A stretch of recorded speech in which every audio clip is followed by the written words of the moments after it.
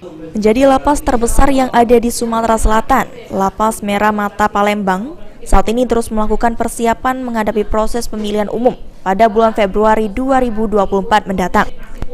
Disampaikan oleh Kepala Lapas Merah Mata Palembang, saat ini pihaknya terus melakukan pendataan dan perekaman jumlah pemilih yang akan menyalurkan hak suaranya di pemilu 2024 dengan bekerja sama Dinas Dukcapil Palembang dan KPU. Sejauh ini dari progres yang dilakukan terakhir, jumlah pemilih di dalam Lapas Merah Mata Palembang mencapai 1.200 orang dengan jumlah TPS yang akan tersedia di dalam Lapas Merah Mata sebanyak 4. Pendataan itu masih terus kita lakukan, ini masih terus berkembang sampai dengan yang terakhir dilaksanakan itu baru kita dapatkan 1.200-an orang yang memungkinkan untuk bisa ikut gitu.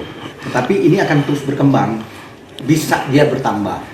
Tergantung dari misalnya nanti kami ada penerimaan narapidana baru di sini. Tentunya kalau sudah ada yang datang yang baru di sini, kami juga harus koordinasi lagi dengan Dukcapil untuk mereka datang lagi pendataan kembali yang baru ini.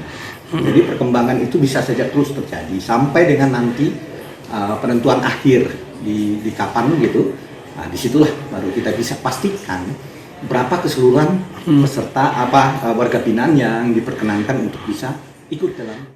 Untuk penyelenggara yang akan melakukan proses pemilu 2024 sendiri, disampaikan oleh Kalapas Merah Mata ialah para petugas dan pihak lapas terus berkoordinasi dengan KPU Palembang agar pelaksanaan pemilu mendatang berjalan aman dan tanpa hambatan di dalam Lapas Merah Mata Palembang. Firman Hidayat, PAL TV.